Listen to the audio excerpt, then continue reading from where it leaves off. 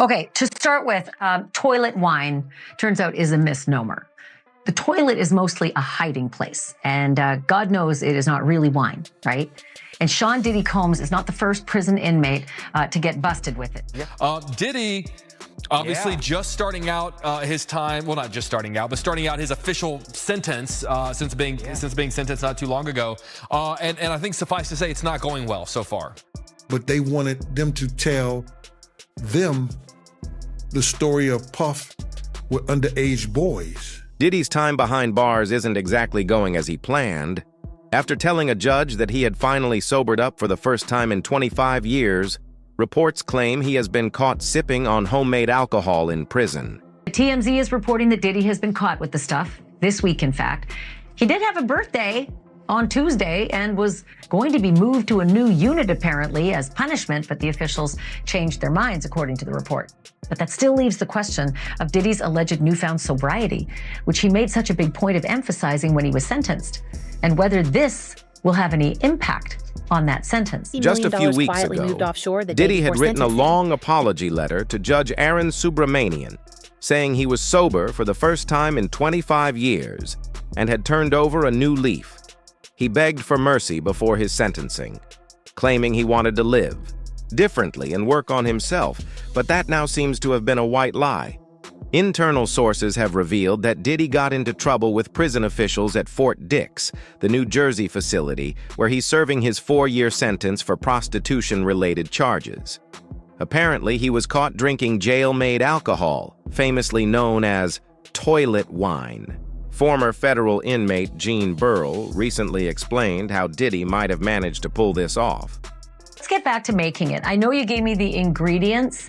Right. I want you to tell me how you put them together and the burping, which is interesting. But before you do that, how is the toilet involved? Because in my mind, whenever I heard toilet wine, I imagine an inmate stirring, the hooch in the toilet bowl, but that's not it. Right. So explain what actually happens. Well, they usually get a big garbage bag, like a big clear bag. I've seen it done in a garbage bag, and they'll put it in the toilet and then let it sit in there. You know what I mean? They won't actually put it in the toilet bowl. You get what I'm saying? With the water.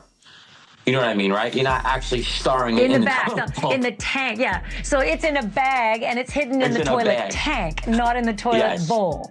Not in the toilet bowl, and that's just... it takes a while to make. Good distinction. It takes a while to make. It's not just an overnight thing. This takes days to make it. And remember, it smells really bad, so you have to have a good hiding spot. It's very strong. Oh, it does smell. Okay, so that's the other thing. So the toilet tank is why you're hiding it from the view of the guards, not necessarily the temperature of the toilet tank is, optimal for the fermentation of the lovely hooch, But so they put it in the toilet tank, and then how does the toilet tank fill up with water to flush? You pull it out, do your business, and flush, and then put it back in? Yeah. But the real question is, what could the consequences now be for Diddy? Here's a hint. Not good. Basically, is different ways to make it. You can make it with orange peels. You can make it with sugar. It is all different ways. But what a lot of people don't know, and why it is serious in prison, it can blow up. So if you don't know what you're doing and you don't let it breathe, as they say, it could actually be like a bomb. So it actually can blow up and everything will spray everywhere.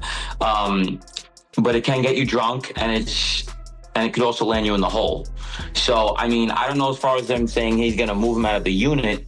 I know it's a very serious ticket. I know he could lose his phone, he could lose commissary, and he could lose visits, and also maybe go to the SHU for up to 30 days or maybe more. So, I mean, that's all serious stuff. I keep wondering about the sentence. Do you not think it's possible, especially since he campaigned, in his sentencing, that he was getting sober? He'd been working, on a sobriety at the MDC. And now he's at Fort Dix. And if this is true, if the report's true, might they say, well, screw it. You're not getting your 15% off your federal sentence? Right, so it don't work like that, but every ticket in the feds, if it's a certain degree ticket, you will lose some good time. When prison officials were asked about the incident, they said they had no information. But according to Diddy's team, people shouldn't jump to conclusions. A representative told Page 6, Mr. Combs is in his first week at FCI Fort Dix and is focused on adjusting, working on himself and doing better each day. However, Gene Burrell doesn't believe Diddy has been doing any of that. In fact, he's of the opinion that Diddy might have been trying to turn this into a business, something that often happens in prisons. Like I said, these people that usually do make it are very good at it, and they actually charge to make it. So in prison, in federal prison, everything's a business. So he probably paid somebody to actually hold that in their cell and make it for his birthday. I guess it was his birthday that came up, and they will make this alcohol beverage for you. But what's confusing to me is that when you're in the feds, usually there's a crooked CO that'll just bring you in an actual bottle of vodka. So I don't know why they even made it. Serious? Yes. It's a far cry from the Diddy the world once knew, the flashy music mogul throwing wild white parties and living a non-stop party life. Now he's wearing a gray beanie, a thick blue prison coat, and a scruffy beard that makes him look years older. Recent photos from the Fort Dix yard show him, smiling and talking with other inmates, a shadow of the man who once ruled. The charts and red carpets before being locked up. Diddy wrote in his apology letter that prison had forced him to face himself. "I literally lost my mind," he admitted. "I'm sorry for that and always will be." He blamed his past behavior on alcohol and drugs, saying, "I lost my way. My downfall was rooted in my selfishness. I have been humbled and broken to my core." He went on to say, "The old me died in jail, and a new version of me was born. Prison will change you or kill you. I choose to live." Diddy's lawyers had actually requested that he be placed at Fort Dix because it's a low-security facility. But even that hasn't proven safe for him. Just a couple of weeks ago, he was allegedly attacked in prison and reportedly woke up with a knife at his throat. Diddy, obviously just starting out his time, well, not just starting out, but starting out his official sentence since being sentenced not too long ago. And I think suffice to say, it's not going well so far. Yeah, no, you're absolutely right. I mean, he's got 4 years and change that he's going to ultimately have to serve, although he has served already a year as he awaited his trial and then went through his trial. So ultimately probably was going to serve about 2.5 years or so, but it's still serious time that he's going to have to serve. And he has already, at least if you listen to people close to Diddy, been the victim of violence behind bars. So there was an incident that we first learned about 2 weeks ago during Diddy's sentencing hearing. And he said, I was sleeping in my bed in the prison. It's a federal detention facility in Brooklyn called MDC Brooklyn. And there are federal inmates who are in many cases waiting for their trial as well. And Diddy claimed that somebody held a knife to his throat. He woke up and this guy basically had him and he had the knife, and Diddy was at this person's mercy. Now, it's unclear what exactly happened from there. Was there a guard that came in? Did Diddy somehow fight this person off? Well, it seems unlikely that happened. Or did the person just leave? Bottom line, this guy, at least according to people close to Diddy and Diddy himself, could have hurt him badly or even taken his life. And I think that was something they wanted known during the hearing because they wanted the judge to take some pity on Diddy. While news outlets didn't provide many details at the time, a former inmate named Raymond Castillo has since revealed what really happened to Diddy and why he was attacked. It's very dangerous in there. It's very, very, very dangerous. I'm one of the lucky ones to say I made it out, because in there, you could go in. I've seen brothers go in there and really lose their lives. Especially while Mr. Combs was in there, 2 people has lost their lives. Right. I do remember reading. Due to gang violence. Yeah. Did he have a CO that was kind of near him? More than others, or not really? Nah, he's a regular inmate just like everybody else. Wow. They might watch him. They might watch him just a little more at times. But he's just a regular inmate, just like us. He's going through everything we're going through: the cold trays, the lockdowns, the police on the monitor us with the segregations. He is living what we're living. There was no special treatment for Sean Diddy Combs. There's no favoritism for him in there at all. Can you talk to me about the incident when he woke up to a knife to his neck? That's false.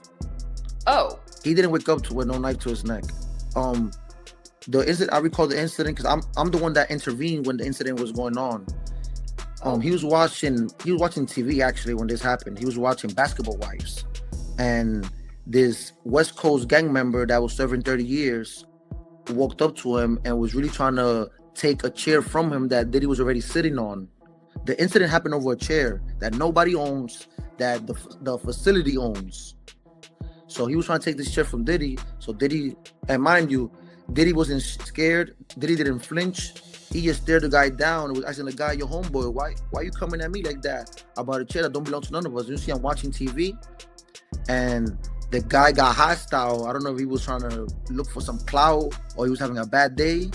He got hostile with Diddy. But this is where I've seen Diddy's actual change. When the guy was getting hostile, Diddy tried to spread love to the guy and talk some positivity to the guy. And the guy wasn't trying to take heed of it. The guy went and got a knife. So when he went and got the knife and tried to back the knife out, I intervened and grabbed the guy's hand. I got in between them, grabbed the guy's hand to prevent them from trying to stab Diddy. Raymond Castillo went on to say that Diddy actually managed to defuse the situation to avoid a fight, and that the truth was nothing like what was being reported in the media. Diddy just got up and tried to speak to the guy and told the guy, like, "Yo, homeboy, are you all right?" He even told the guy, you might need a prayer or something. And actually try to pray with the guy and everything. Like, the way I seen Diddy handle that altercation, I've never seen nobody handle it like that before. He offered it's to pray with him. That could have actually went left. It could have went bad. But thankfully, nothing happened, and everybody stayed safe. Even when the police rushed the unit because they seen on the camera, Diddy tried to speak up for the guy. For his supposed attacker, Diddy tried to speak up for this guy to keep him on the unit. Did he really offer to pray with him after the guy pulled a knife on him? He told the guy, "I think you need to find God, homeboy." Oh, wow. And what did he say, the West Coast gang member? Well, the guy was just saying he has 30 years. He's doing 30 years. He has nothing to lose. Oh, I will make sure you never make it home. And not to be, I guess, naive, but when you say he just goes to get a knife, like, where do you just go to get a knife? I mean, did he have it hiding on like a homemade shank under a table or something? Or like, where do you... They usually have that stash spot, homemade, jail-made stash spots. So he went to wherever he was hiding it at, and then he came back with his knife. Wow. I mean, do you know if, you say stash spots, do you know if Diddy was ever offered any drugs in prison or anything jail, anything like that? And he was no. Diddy did involve himself with no negativity. Wow. That's crazy. That story got totally twisted in the media. I mean, and I know this was months ago, but that got completely twisted. It was reported that a guard or a CO actually broke it up, that fight, but it was you. Yes. It's interesting that Diddy has already been attacked in prison because many people have claimed he's going to have a target on his back simply due to the amount of dirt he allegedly has on some very powerful individuals. In fact, an ex-mobster has even claimed that Diddy has Epstein-esque links back to the CIA, suggesting he might be considered too dangerous if left alive. So are you saying too, let me stop you here, that Epstein made a lot of his money through blackmailing wealthy people? He did, but he was protected because Jeffrey Epstein by himself couldn't blackmail someone like Les Wexner, who has connections to the Genovese crime family. Whoever the blackmail mark has to know, if you touch Jeffrey Epstein, there's going to be retribution. The only way that Jeffrey Epstein could blackmail some of the most powerful people not only in the country, but in the world. I didn't think that far into this, that he could have been, a CIA operative, if you want to call him that, being used by the CIA to blackmail politicians and powerful people. Some as young as 10 years old. 10 years old. Those were allegations in the Epstein and the Diddy case. And people are covering it up. And they're complicit in it. And the media keeps their mouths shut. They'd rather go after Trump for some BS thing that happened in a hotel room in 2006. A payoff to an alleged that Trump denies. There's no real evidence to show that. In the Diddy case, there's evidence. There's videos. He blackmailed people. So did Epstein. Where are these files? Where are the videos? Why are we not seeing them? We want to know who's involved in this. Because those videos will show who visited the Epstein mansion and who visited Diddy's freak-offs. But where does this rabbit hole really lead? Who's going to get caught in the crossfire if the Epstein files and Diddy footage ever get released? Can we really trust the people leading us? Those are some serious questions, and it seems the people protecting Diddy are determined to keep the answers buried. In fact, there are now whispers that Tupac's case might be reopened in light of the recent Keefe D trial, possibly to ensure Diddy stays silent.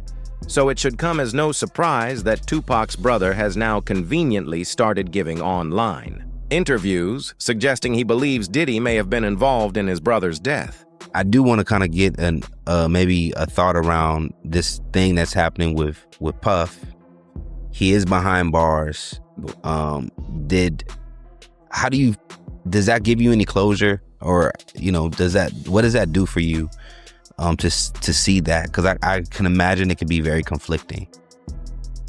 Yeah, because I don't champion putting young black men in jail.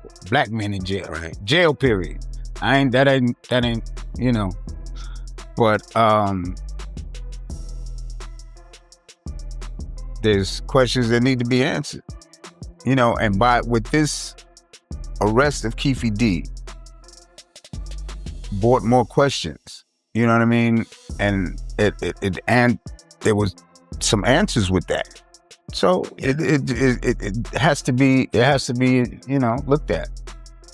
When you go back to 1996, 95, or more so just like in those 90 eras when things were really, really tough between the East Coast, the West Coast, one tribe versus another tribe, are you surprised to know that this is where Diddy's life has ended up at the moment? Am I surprised at that? Mm-hmm. Are you surprised that he's currently sitting in a prison? No. So what could this mean? Well, first of all, Diddy knows the feds have him by the throat. They raided his mansions and reportedly found hundreds of hours of explicit freak-off footage. So they're definitely holding back when it comes to putting a leash on him. But at the same time, they only gave him about 50 months in prison, which seems to suggest that this entire spectacle may have been designed to publicly humiliate Diddy, not necessarily to punish him. Politicians that was pandered to was the Attorney General, Richard Thornburg. So it went all the way up the food chain, and it had to be covered up at all costs. With Epstein, we're seeing the exact same thing. And also with Diddy, that Epstein was protected. Damian Williams did the damage control on the Epstein-Maxwell case, is making sure that the witnesses that were called to testify against Maxwell didn't have knowledge of any of the other abominations that were going on. And then he oversaw the Diddy grand jury. And the thing with Diddy is he was starting to get too much press also, because there were a number of, last March, there were 8 lawsuits that were filed against him. Now there's many, many more. But Diddy is indicted, well, he's got 3 indictments, but one of them is a racketeering indictment, and he's the only one indicted. Diddy had hidden cameras, and there were hidden cameras in all of his homes. And and what kind of struck me as perplexing is usually the FBI served search warrants for human trafficking. It was Homeland Security that served the search warrant on Diddy.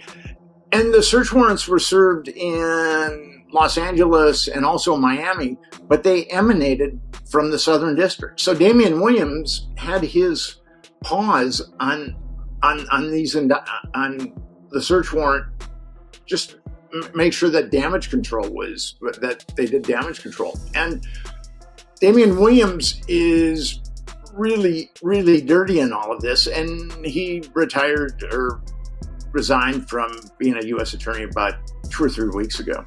I started making a lot of noise about him. I don't know if I had anything to do with his resigning, but on some of the bigger podcasts I've been on, I've pointed him out that he's really been very, very dirty. Anybody who covers up child trafficking, and at this point, there's probably, I think, with Busby's cases, there's probably 20 minors involved. There were, in the first 8 cases, 2 of them were minors.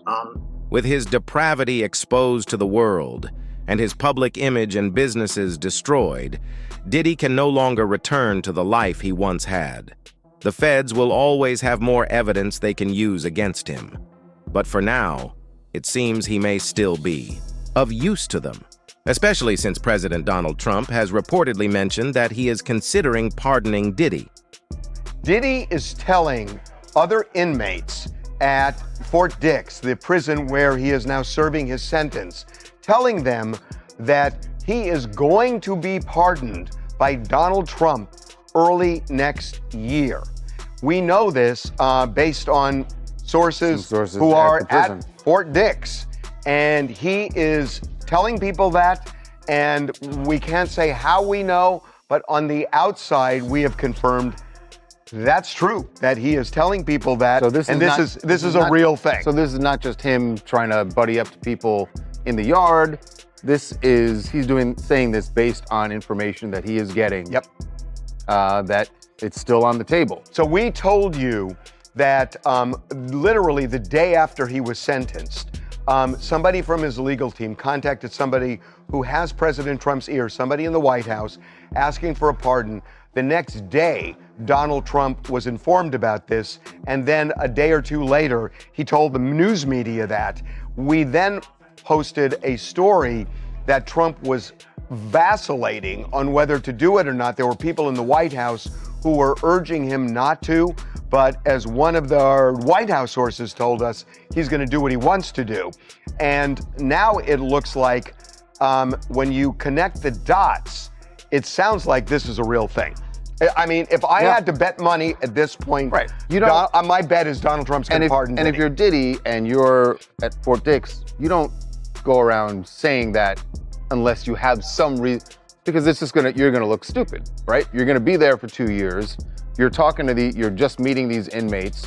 They probably think you're full of it anyway, right? So you won't say it unless you have actual information. And as if on cue, just a few days ago, media outlets started reporting that Diddy had scored a small win in court, one that could speed up his fight to get out of prison sooner. A judge has agreed to fast-track his appeal, just days after Diddy was moved to a federal prison in New Jersey to begin serving his 50-month sentence. U.S. Circuit Court Judge Beth Robinson approved Diddy's request in a short 2-paragraph order. His lawyers are now hoping this move could shave time off his sentence, if the appeal goes in his favor. Maybe he's got a plan. Well, he's always got a plan. Based on everything we know, my money is on Diddy will be a free man by March. What's interesting, and honestly, based on a phone call that I made a few minutes ago, maybe much sooner. Hey, it's Marie from Bellingham, Washington. I don't think anybody should count their chickens before they're hatched. It's rather unfortunate, but President Trump seems to flip-flop back and forth depending on which way the wind is blowing. So I think Diddy better just hang on. Yeah, that is also true. I mean, like, if you're Diddy, like, yes, you can be confident. But here's the difference. Here's the difference.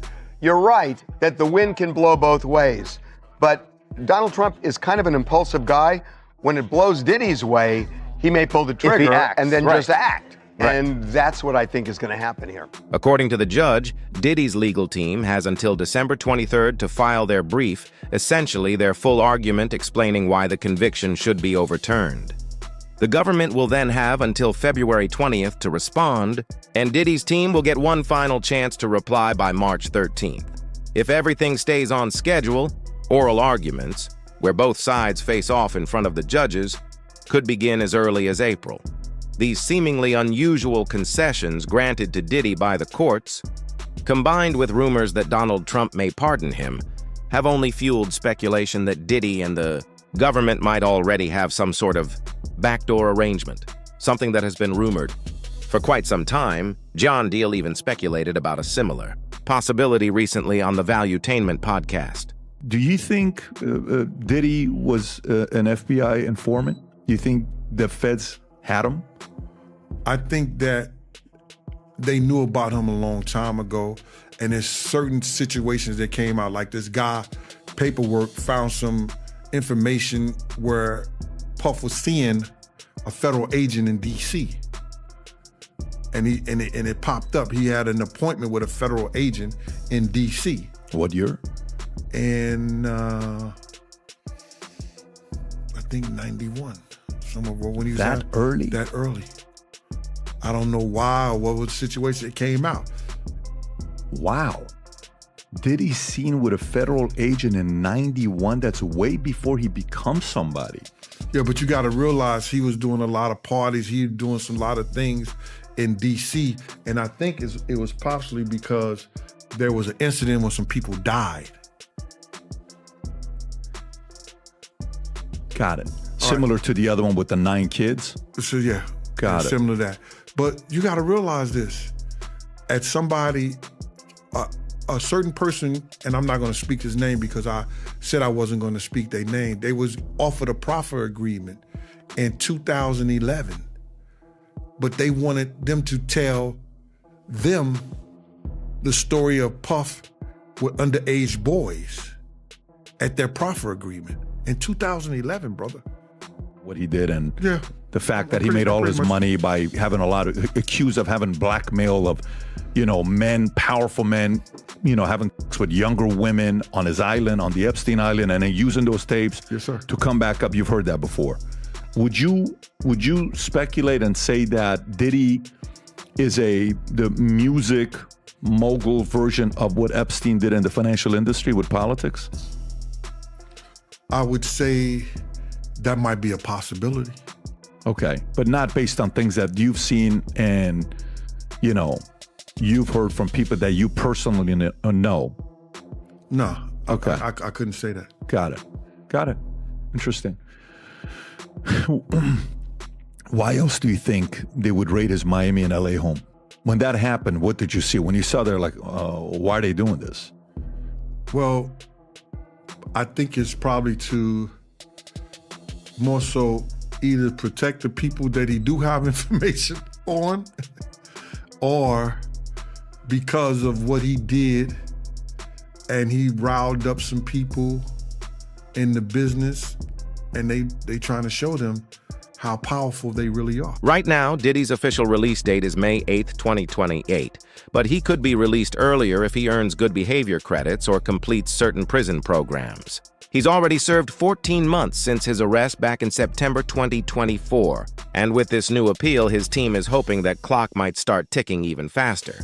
For now, though ex-mob member Michael Franzese believes Diddy will, for the most part, find life in prison relatively easy. Because of the fact that he's a money guy, I think he's going to have more friends than he will enemies. And in a medium security, normally nobody's looking to shank you. When you get into the higher institutions, when people are doing, a ton of time and there's no way you can benefit them, then you got a little more problem. But in a medium security, I don't think he'll have an issue at all. I really don't. He can be too much of a benefit to inmates that are always looking for something. And he could be a golden ticket for some people, at least in their mind. Do you think Diddy will get out of prison earlier than expected? Or should he have received a longer sentence? Let us know your thoughts in the comments below.